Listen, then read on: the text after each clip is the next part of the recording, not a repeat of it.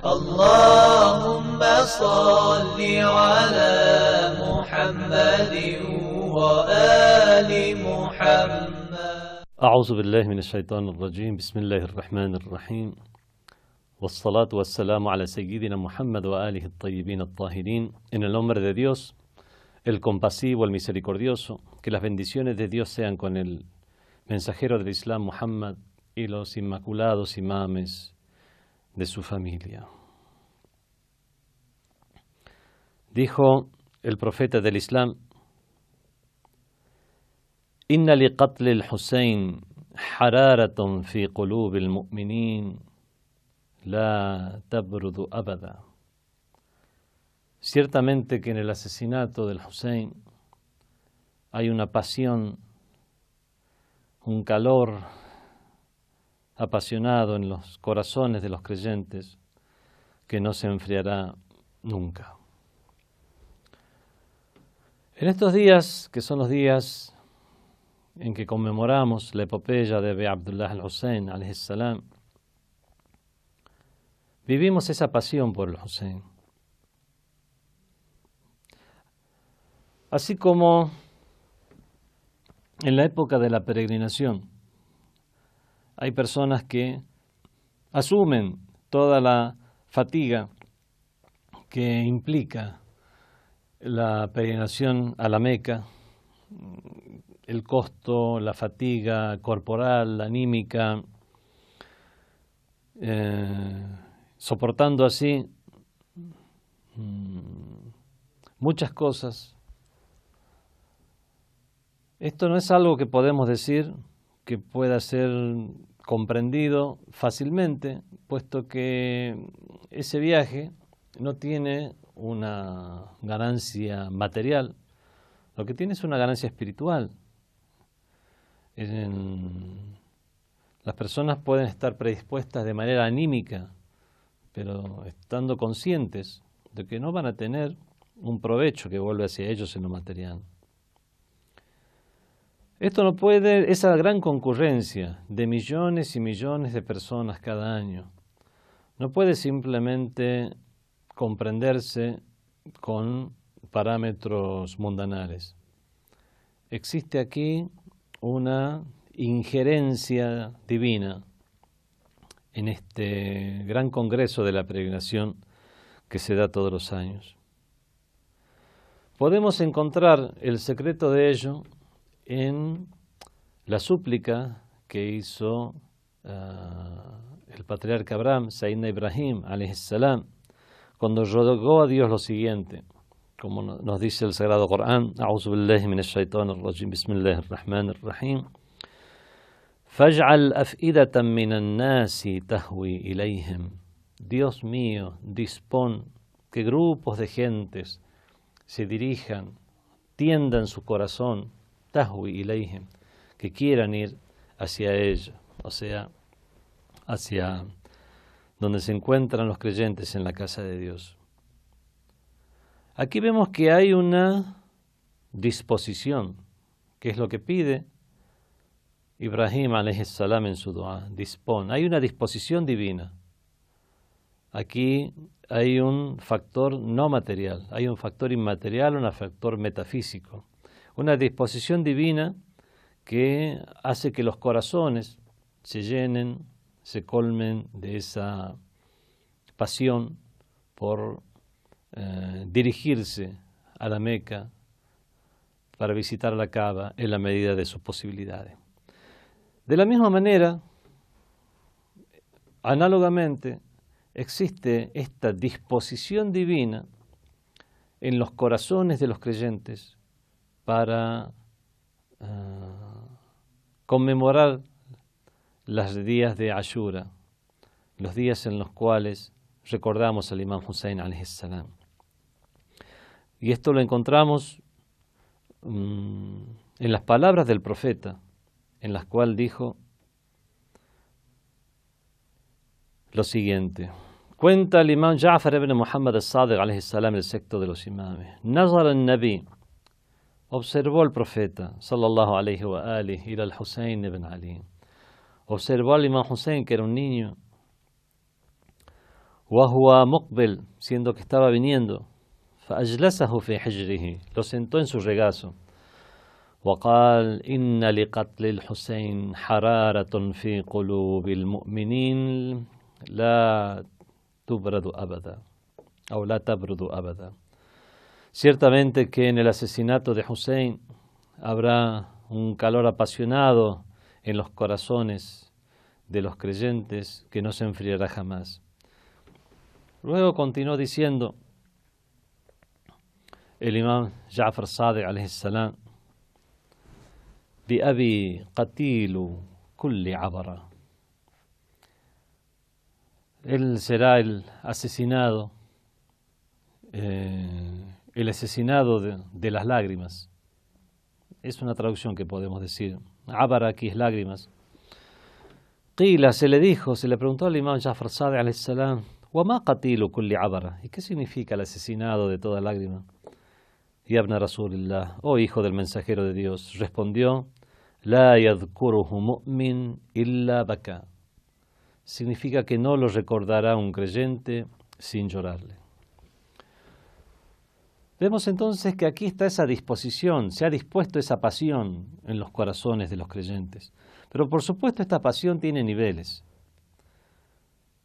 Los niveles pueden llegar a un máximo, como ya lo hemos visto, lo hemos testimoniado en la historia, donde personas afrontaban tremendos peligros para visitar al imam Hussein. En la época de califas abbasíes se prohibió visitar al imam Hussein. No solo se prohibió visitarlo, se prohibió visitarlo de manera tal que a quien que osaba contradecir la orden del califa se le cortaba una mano. Y hubo personas que arriesgaban, les cortaban una mano y después hacían otra vez visitaban al imam Hussein, arriesgándose a que le corten una segunda mano. Y a este respecto, hay poesías muy hermosas en idioma árabe. Las cosas llegaron a tal punto que uno de los califas abbasíes lo que hizo fue tratar de eliminar el santuario del imam Hussein, que en esa época obviamente simplemente era algo que estaba señalado como tal. Quiso borrarlo, hizo pasar los arados de esa época, donde lo que hacían era remover la tierra por encima, superficialmente, de manera tal que no se reconozca dónde estaba la tumba. Destruyó todo lo que había. Y no solo hizo eso, sino que del río Éufrates lo que hizo fue desviar el curso del agua, construyendo una especie de represa, para después soltar de una vez toda el agua y que el agua con su caudal pase y se lleve toda, arrastre todo a su paso, y de esa manera queda irreconocible en qué lugar estaba la tumba de Hussein alayhi salam y que nadie fuera a visitarla. Y aquí que se dio un milagro en el cual el agua formó como un remolino en el cual pasó por toda la tierra lindante sin tocar a donde estaba la tumba del imam Hussein alayhi salam y de los mártires de Karbala. Y es como remolino, ese circular, se dice Hara. Entonces por eso que fue llamado el lugar también Al-Hayr. Al-Hayr significa el lugar en que el agua llega hacia un remolino y no toca. Es por eso que muchas personas que nacieron en Karbala, o le dicen el Karbala'i o le dicen Al-Hayri. Tenemos muchos sabios en el Islam que fueron apodados de esta manera, Al-Hayri.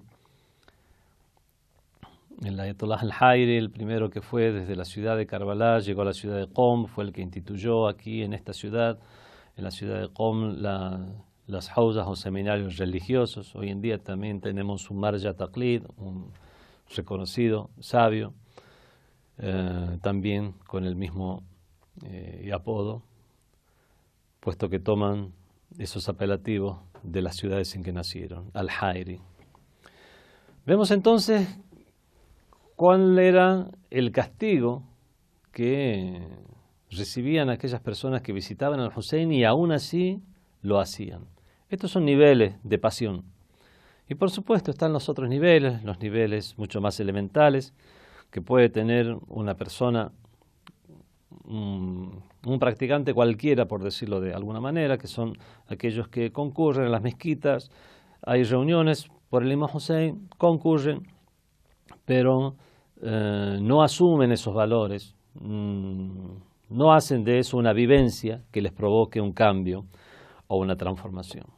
¿Cómo podemos llegar a examinarnos a nosotros mismos para no caer en esa negligencia y ver en qué nivel estamos y si necesitamos corregir algo en nosotros mismos? Hay 3 diferentes exámenes que podemos hacernos para comprobar en nosotros mismos si tenemos esos niveles de conciencia. Uno de esos exámenes es ver nuestra interacción con Dios. ¿Recordamos a Dios? ¿Está Dios en nuestra vida presente?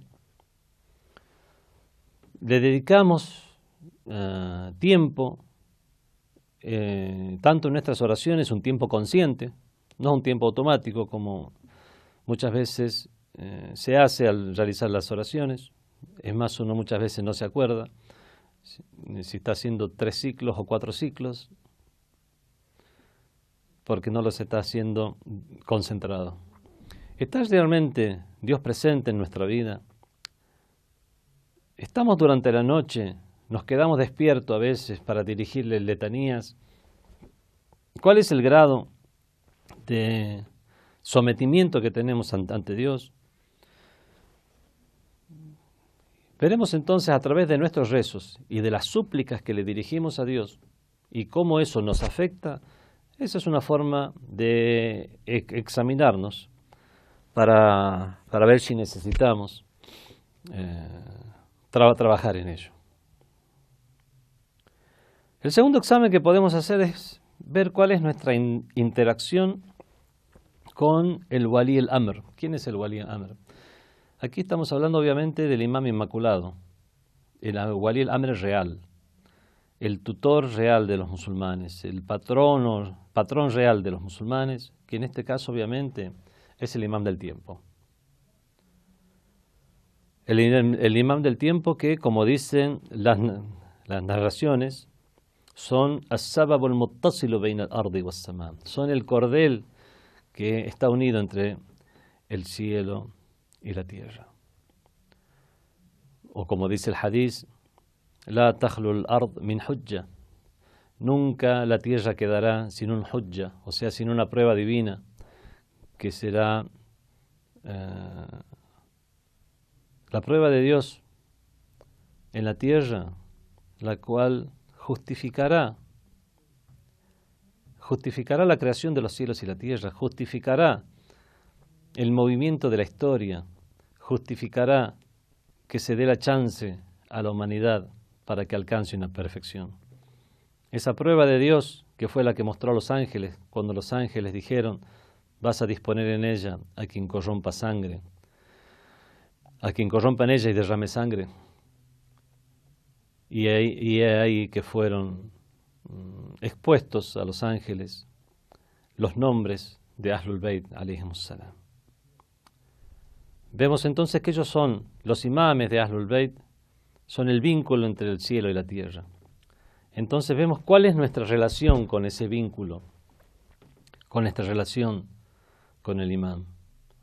¿Tenemos una atención para con el imam del tiempo? ¿Para con el salvador del final de los tiempos? Por ejemplo, es recomendable leer el Du'a Nudba. El Nudba podemos traducirlo como un lamento.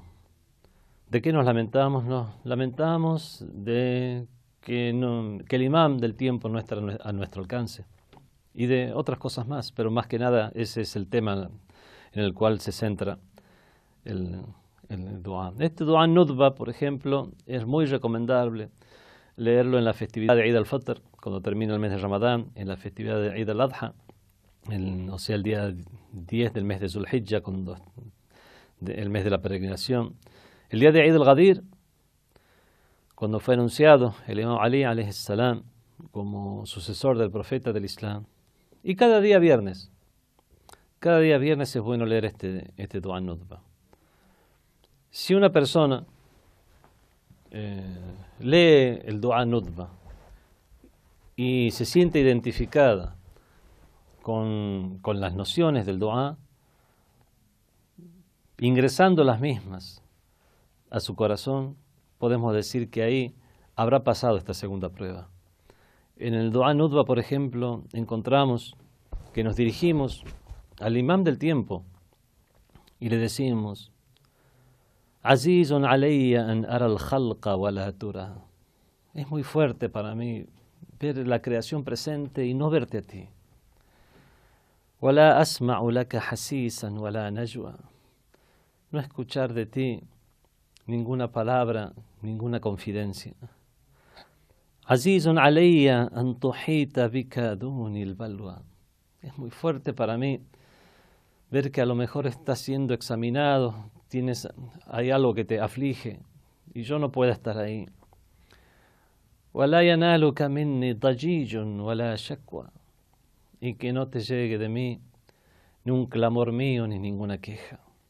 Binafsi, o por mí misma, por mi vida.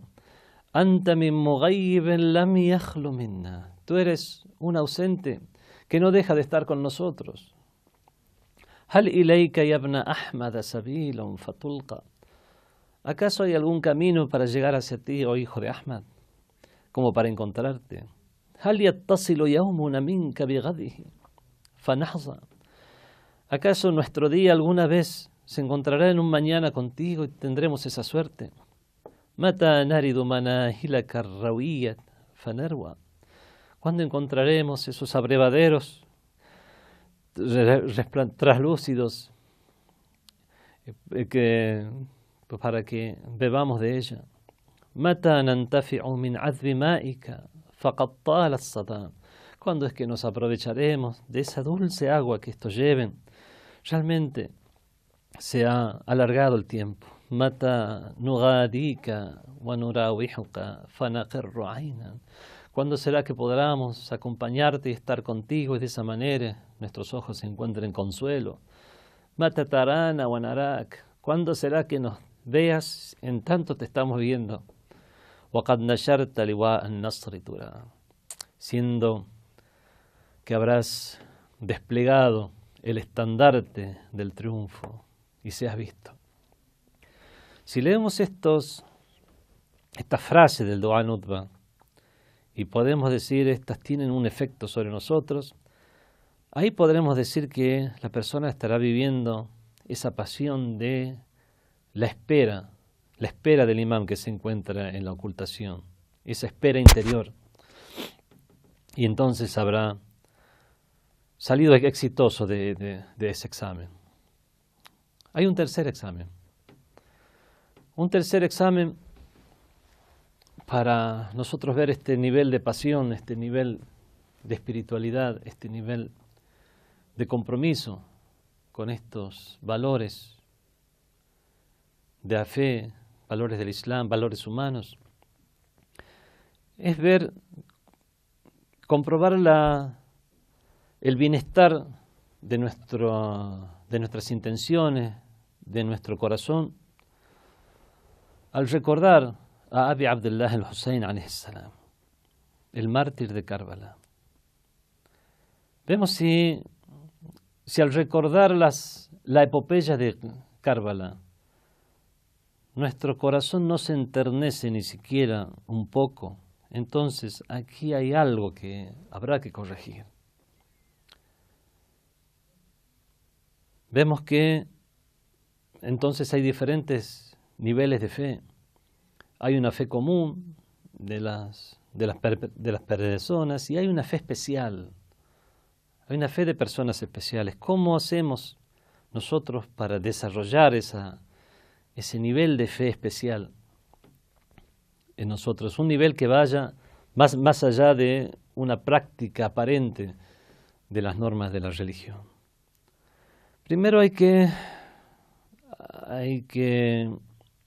incrementar en nosotros mismos el atributo del adala. El adala significa la condición de justo. Una persona es considerada justa cuando no comete grandes pecados, ni tampoco es insistente en pequeños pecados.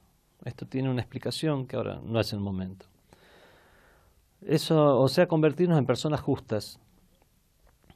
La otra es tener piedad, temor a Dios, de manera tal que una persona no tenga deseos de cometer un pecado,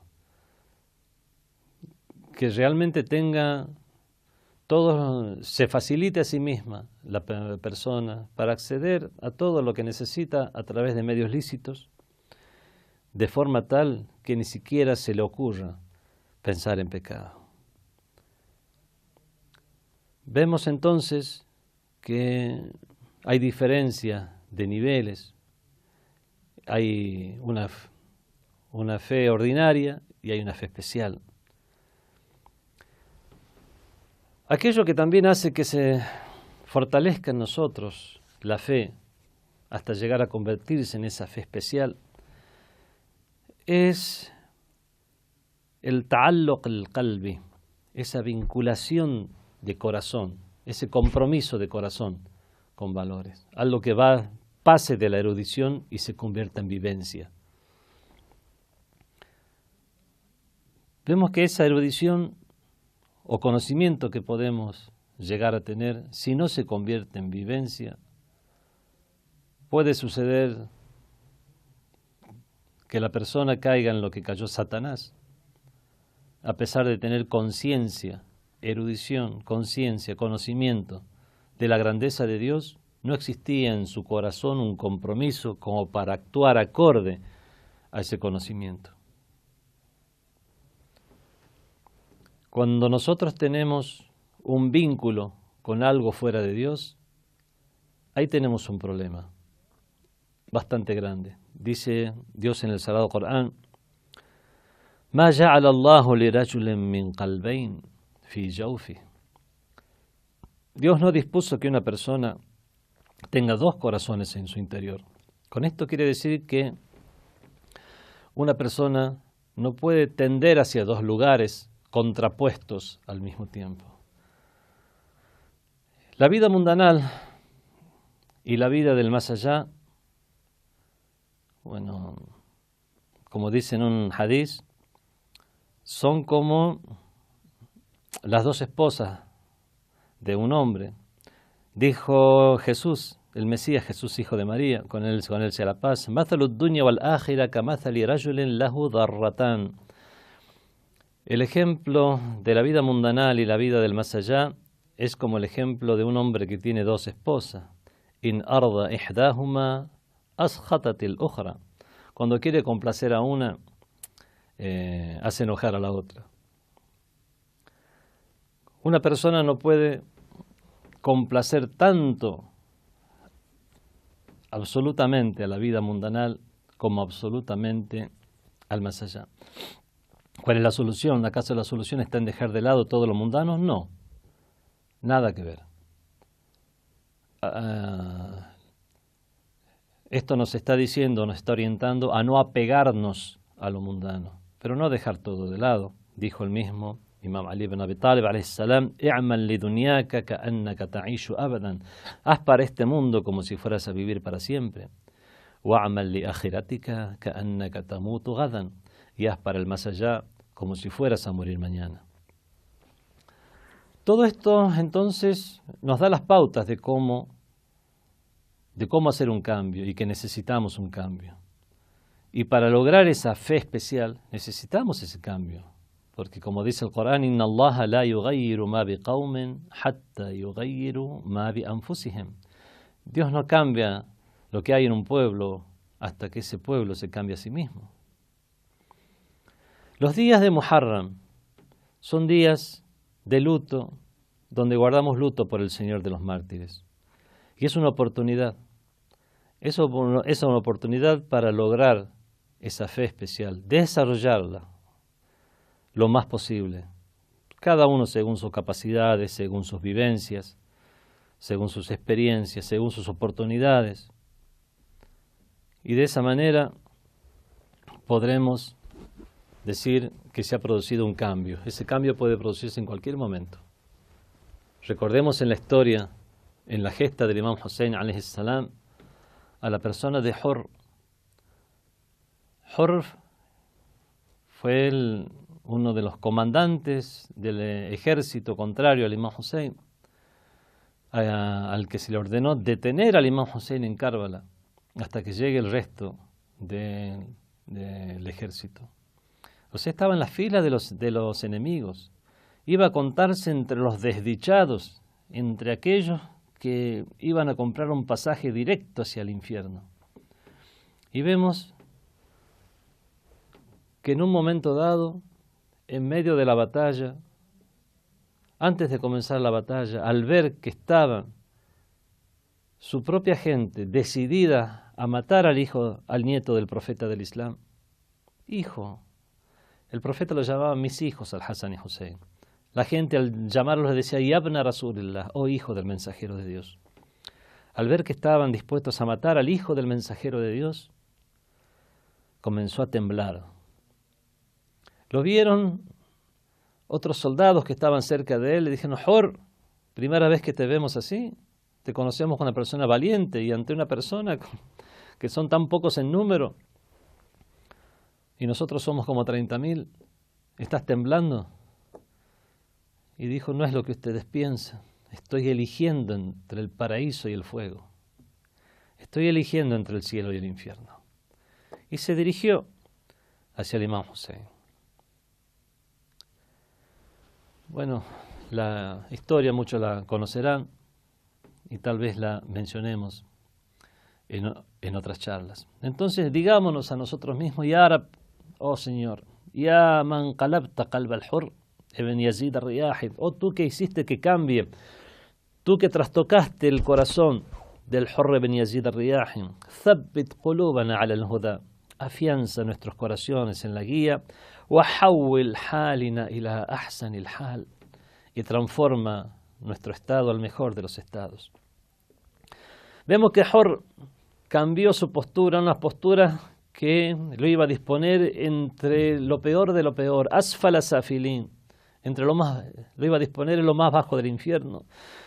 فهو الذي أرعب قلوب الهاشميات, él es el mismo que había sembrado miedo en el Hashimiyat, en las mujeres de los Hashemitas el día anterior, cuando no les permitió seguir camino y tuvieron que quedarse en Karbala. Esto no es algo simple. Tampoco podemos decir que la decisión de una persona de manera particular es suficiente, a pesar de ser una decisión difícil. Hace falta algo más, un éxito de parte de Dios, un tawfiq ilahi. En este caso, ese elemento adicional, ese tawfiq que tuvo Hurr, como las narraciones, aquello que hizo que pueda lograr ese cambio en ese momento tan crucial, fue una mirada del Imam Hussein. Pidamos entonces que así como al-Hurr recibió esa consideración del Imam Hussein, nos dirijamos al imán de nuestra época, que nos considere, y nos dirijamos a él en este Dua Nudba, por ejemplo, los días viernes, y le digamos, como ya mencioné hace un rato en esta frase del Dua Nudba, Hal ilayka ya ibn Ahmad sabilun fatulqa, ¿acaso hay algún camino para llegar hacia ti, oh hijo de Ahmad? Hal yattasilu yawmuna minka bighadihi fanahza, ¿acaso nuestro hoy se conectará alguna vez contigo en el mañana y tengamos esa suerte?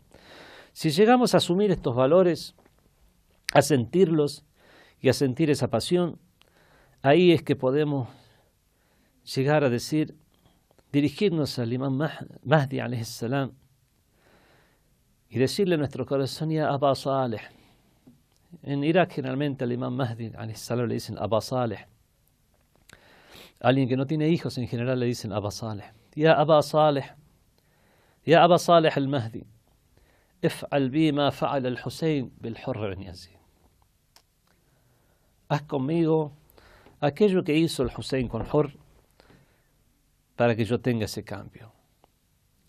Tratemos de conjugar esas nociones en vivencia, asumiendo en esta frase del Du'a Nutba, para conjugar todas estas nociones de las cuales hemos hablado hoy, en esta frase del Du'a Nutba que dice, Aina talibu bidamil maqtuli bi Karbala. ¿A dónde está aquel que requerirá o vengará la sangre del asesinado en Karbala? Wassalamu alaikum wa rahmatullahi wa barakatuh.